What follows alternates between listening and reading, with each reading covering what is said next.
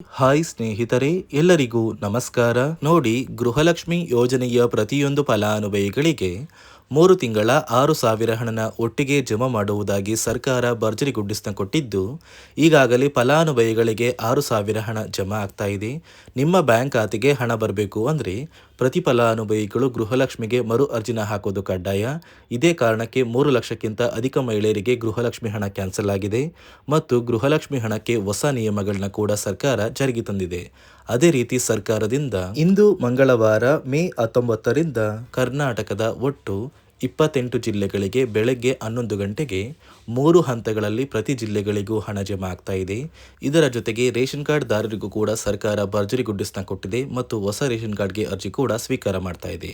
ಹಾಗಾದ್ರೆ ಸರ್ಕಾರ ಕೊಟ್ಟಿರುವ ಮಾಹಿತಿ ಏನು ಅಂತ ತಿಳ್ಕೊಳ್ಳೋಣ ಬನ್ನಿ. ಅದಕ್ಕಿಂತ ಮೊದಲು ನೋಡಿ ವೀಕ್ಷಕರೇ, ನೀವೇನಾದ್ರೂ ಇನ್ನೂ ಕೂಡ ನನ್ನ ಚಾನಲ್ನ ಸಬ್ಸ್ಕ್ರೈಬ್ ಆಗಿಲ್ಲ ಅಂದ್ರೆ ದಯವಿಟ್ಟು ಪ್ರತಿಯೊಬ್ಬರು ಚಾನಲ್ನ ಸಬ್ಸ್ಕ್ರೈಬ್ ಮಾಡ್ಕೊಳ್ಳಿ, ಹಾಗೆ ವಿಡಿಯೋಗೆ ಒಂದು ಲೈಕ್ನ ಕೊಡಿ. ಹೌದು ವೀಕ್ಷಕರೇ, ಸರ್ಕಾರ ಪ್ರತಿಯೊಂದು ಫಲಾನುಭವಿಗಳಿಗೆ 3 ತಿಂಗಳ 6,000 ಗೃಹಲಕ್ಷ್ಮಿ ಹಣನ ಜಮಾ ಮಾಡ್ತಾ ಇದೆ.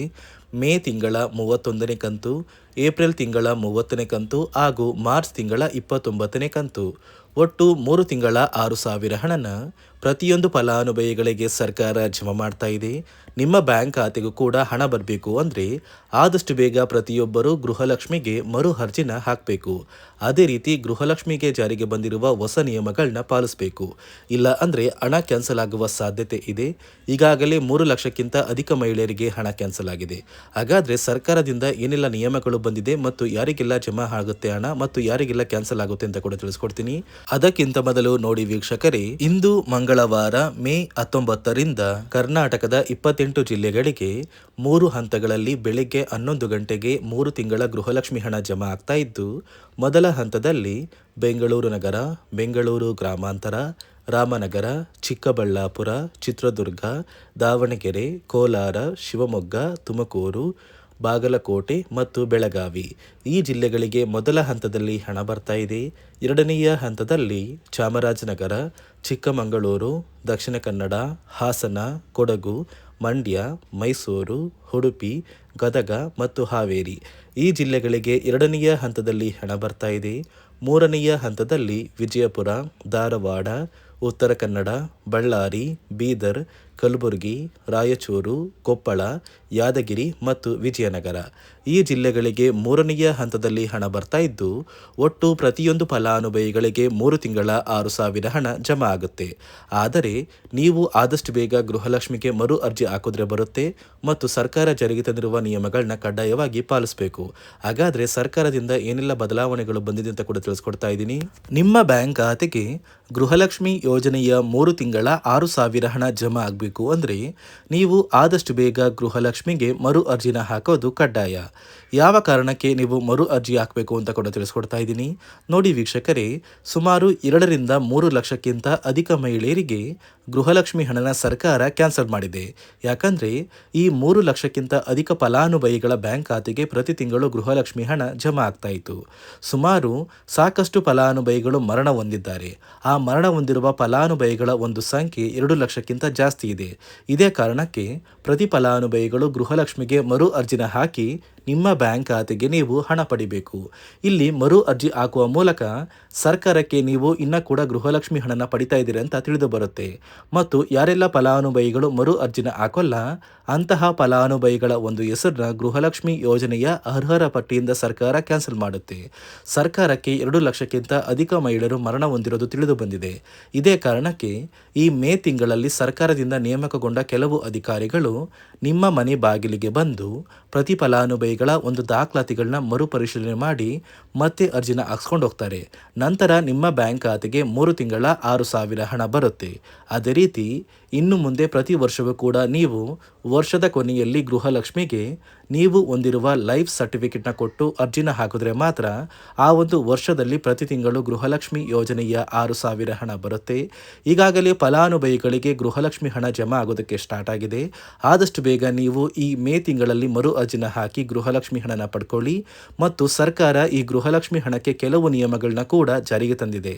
ಅದೇ ರೀತಿ ರೇಷನ್ ಕಾರ್ಡ್ ಹೊಂದಿರುವ ಪ್ರತಿಯೊಂದು ಕಾರ್ಡ್ದಾರರಿಗೂ ಕೂಡ ಸರ್ಕಾರ 3 ಮುಖ್ಯವಾದ ಭರ್ಜರಿ ಗುಡ್ ನ್ಯೂಸ್ನ ಕೊಟ್ಟಿದ್ದು, ಮೊದಲ ಒಂದು ಗುಡ್ ನ್ಯೂಸ್ ಬಂದು ಸರ್ಕಾರ ಹೊಸ ರೇಷನ್ ಕಾರ್ಡ್ಗೆ ಅರ್ಜಿನ ಸ್ವೀಕಾರ ಮಾಡ್ತಾ ಇದೆ. ನೀವು ಕೂಡ ಹೊಸ ರೇಷನ್ ಕಾರ್ಡ್ನ ಪಡಿಬೇಕು ಅಂದರೆ ಆದಷ್ಟು ಬೇಗ ಅರ್ಜಿನ ಹಾಕಿ.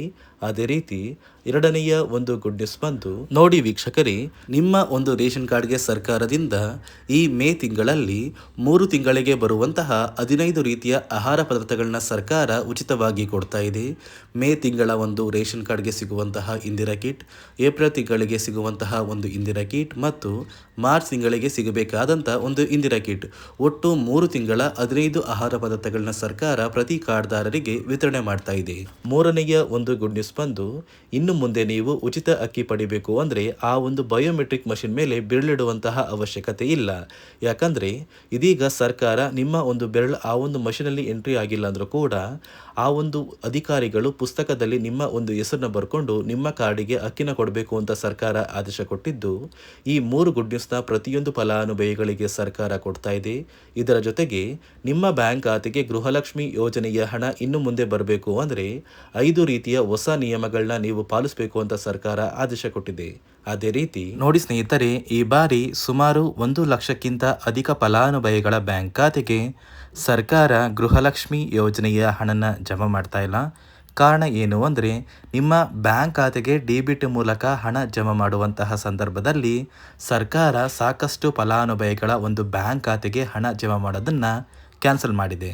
ಯಾಕಂದರೆ ಇತ್ತೀಚೆಗೆ ಹಣಕಾಸು ಇಲಾಖೆ ಜಾರಿಗೆ ತಂದಿರುವ 5 ನಿಯಮಗಳ ಆಧಾರದ ಮೇಲೆ ಪ್ರತಿಯೊಂದು ಫಲಾನುಭವಿಗಳಿಗೆ ಸರ್ಕಾರ ಈ ಒಂದು ಹಣನ ಜಮಾ ಮಾಡ್ತಾ ಇದ್ದು, ಯಾರೆಲ್ಲ ಫಲಾನುಭವಿಗಳು ಈ ನಿಯಮಗಳನ್ನ ಪಾಲಿಸಿಲ್ಲ, ನಿಮ್ಮ ಬ್ಯಾಂಕ್ ಖಾತೆಗೂ ಕೂಡ ಹಣ ಜಮಾ ಆಗೋದಿಲ್ಲ. ಹಾಗಾದರೆ ಬನ್ನಿ ಸ್ನೇಹಿತರೆ, ಸರ್ಕಾರ ಜಾರಿಗೆ ತಂದಿರುವ ಆ 5 ಹೊಸ ನಿಯಮಗಳು ಏನು ಅಂತ ನಾನು ನಿಮಗೆ ತಿಳಿಸ್ಕೊಡ್ತಾ ಇದ್ದೀನಿ.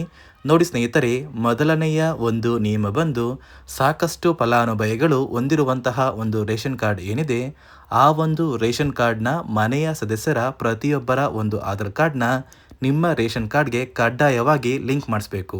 ಅಂದರೆ ಈ ಒಂದು ಲಿಂಕ್ ಮಾಡಿಸುವಂತಹ ಒಂದು ಪ್ರೊಸೀಜರ್ಗೆ ಸರ್ಕಾರ KYC ಅಂತ ಕರೀತಾರೆ. ನಿಮ್ಮ ರೇಷನ್ ಕಾರ್ಡ್ಗೆ ಇನ್ನೂ ಸಹ KYC ಆಗಿಲ್ಲ ಅಂದರೆ ನಿಮ್ಮ ಬ್ಯಾಂಕ್ ಖಾತೆಗೆ ಸರ್ಕಾರ ಮುಂದಿನ ದಿನಗಳಲ್ಲಿ ಗೃಹಲಕ್ಷ್ಮಿ ಯೋಜನೆಯ ಹಣನ ಕ್ಯಾನ್ಸಲ್ ಮಾಡುತ್ತೆ.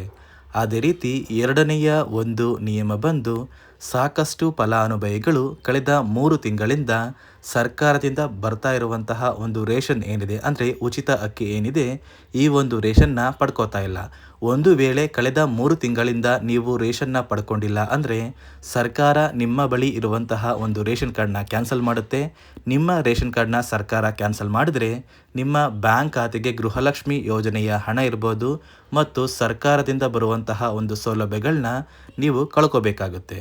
ಅದೇ ರೀತಿ ಮೂರನೆಯ ಒಂದು ನಿಯಮ ಬಂದು, ನೋಡಿ ಸ್ನೇಹಿತರೆ, ನಿಮ್ಮ ಬಳಿ ಇರುವಂತಹ ಒಂದು ಆಧಾರ್ ಕಾರ್ಡ್ ಏನಿದೆ, ಆ ಒಂದು ಆಧಾರ್ ಕಾರ್ಡ್ನ ಕಳೆದ 15 ವರ್ಷಗಳಲ್ಲಿ ನೀವು ಯಾವುದೇ ರೀತಿಯ ಒಂದು ತಿದ್ದುಪಡಿನ ಮಾಡಿಸಿಲ್ಲ ಅಂದರೆ ನಿಮ್ಮ ಬ್ಯಾಂಕ್ ಖಾತೆಗೆ ಸರ್ಕಾರ ಗೃಹಲಕ್ಷ್ಮಿ ಯೋಜನೆಯ ಹಣನ ಕ್ಯಾನ್ಸಲ್ ಮಾಡುತ್ತೆ.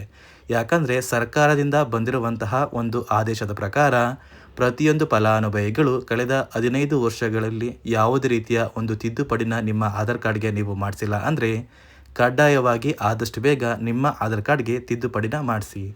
ಅದೇ ರೀತಿ ನಾಲ್ಕನೆಯ ಒಂದು ನಿಯಮ ಬಂದು, ನಿಮ್ಮ ಕುಟುಂಬದ ಒಂದು ವಾರ್ಷಿಕ ಆದಾಯ 7 ಲಕ್ಷಕ್ಕಿಂತ ಕಡಿಮೆ ಇರಬೇಕು. ಒಂದು ವೇಳೆ ನಿಮ್ಮ ಕುಟುಂಬದ ವಾರ್ಷಿಕ ಆದಾಯ 7 ಲಕ್ಷಕ್ಕಿಂತ ಜಾಸ್ತಿ ಇದ್ದರೆ ನಿಮ್ಮ ಬ್ಯಾಂಕ್ ಖಾತೆಗೆ ಸರ್ಕಾರ ಗೃಹಲಕ್ಷ್ಮಿ ಯೋಜನೆಯ ಹಣನ ಕ್ಯಾನ್ಸಲ್ ಮಾಡುತ್ತೆ. ಅದೇ ರೀತಿ 5ನೆಯ ಒಂದು ನಿಯಮ ಬಂದು, ನಿಮ್ಮ ಕುಟುಂಬದ ಸದಸ್ಯರು ಅಥವಾ ಗೃಹಲಕ್ಷ್ಮಿ ಯೋಜನೆಯ ಫಲಾನುಭವಿಗಳು ಯಾರು ಕೂಡ ಸರ್ಕಾರಿ ನೌಕರರಾಗಿ ಕಾರ್ಯನಿರ್ವಹಿಸ್ತಾ ಇರಬಾರ್ದು. ಒಂದು ವೇಳೆ ನಿಮ್ಮ ಕುಟುಂಬದಲ್ಲಿ ಯಾರೇ ಆಗಿದ್ರೂ ಸರ್ಕಾರಿ ನೌಕರರಾಗಿ ಕಾರ್ಯನಿರ್ವಹಿಸ್ತಾ ಇದ್ದರೆ ನಿಮ್ಮ ಬ್ಯಾಂಕ್ ಖಾತೆಗೆ ಗೃಹಲಕ್ಷ್ಮಿ ಯೋಜನೆಯ ಹಣ ಕ್ಯಾನ್ಸಲ್ ಆಗುತ್ತೆ. ಈ 5 ನಿಯಮಗಳ ಆಧಾರದ ಮೇಲೆ ಪ್ರತಿಯೊಂದು ಫಲಾನುಭವಿಗಳಿಗೆ ಸರ್ಕಾರ ಹಣ ಜಮಾ ಮಾಡ್ತಾ ಇದೆ. ಒಂದು ವೇಳೆ ನೀವು ಈ 5 ನಿಯಮಗಳನ್ನ ಪಾಲಿಸಿಲ್ಲ ಅಂದರೆ ನೀವು ಕೂಡ ಗೃಹಲಕ್ಷ್ಮಿ ಯೋಜನೆಯ ಹಣದಿಂದ ವಂಚಿತರಾಗಬೇಕಾಗುತ್ತೆ. ನೋಡಿ ವೀಕ್ಷಕರೇ, ಸರ್ಕಾರದಿಂದ ಇಂದು ಮಂಗಳವಾರ ಮೇ 19ರಂದು ಕರ್ನಾಟಕದ 28 ಜಿಲ್ಲೆಗಳಿಗೆ 3 ತಿಂಗಳ 6,000 ಹಣ ಬರ್ತಾ ಇದೆ. ಅದೇ ರೀತಿ ರೇಷನ್ ಕಾರ್ಡ್ದಾರರಿಗೂ ಕೂಡ ಸರ್ಕಾರ ಭರ್ಜರಿ ಗುಡ್ಡಿಸ್ನ ಕೊಟ್ಟಿದ್ದು, ಪ್ರತಿ ಫಲಾನುಭವಿಗಳಿಗೆ ಎಲ್ಲ ರೀತಿಯ ಸೌಲಭ್ಯಗಳು ಸಿಗುತ್ತೆ ಅಂತ ಹೇಳ್ತಾ ಇದಿಷ್ಟು ಸರ್ಕಾರದಿಂದ ಬಂದಿರುವ ಹೊಸ ಮಾಹಿತಿಯಾಗಿದೆ. ನಾನು ಕೊಟ್ಟಿರುವ ಮಾಹಿತಿ ನಿಮಗೆ ಇಷ್ಟ ಆಗಿದ್ದಲ್ಲಿ ದಯವಿಟ್ಟು ಪ್ರತಿಯೊಬ್ಬರು ನನ್ನ ಚಾನಲ್ನ ಸಬ್ಸ್ಕ್ರೈಬ್ ಮಾಡ್ಕೊಳ್ಳಿ, ಹಾಗೆ ವಿಡಿಯೋಗೆ ಒಂದು ಲೈಕ್ನ ಕೊಡಿ.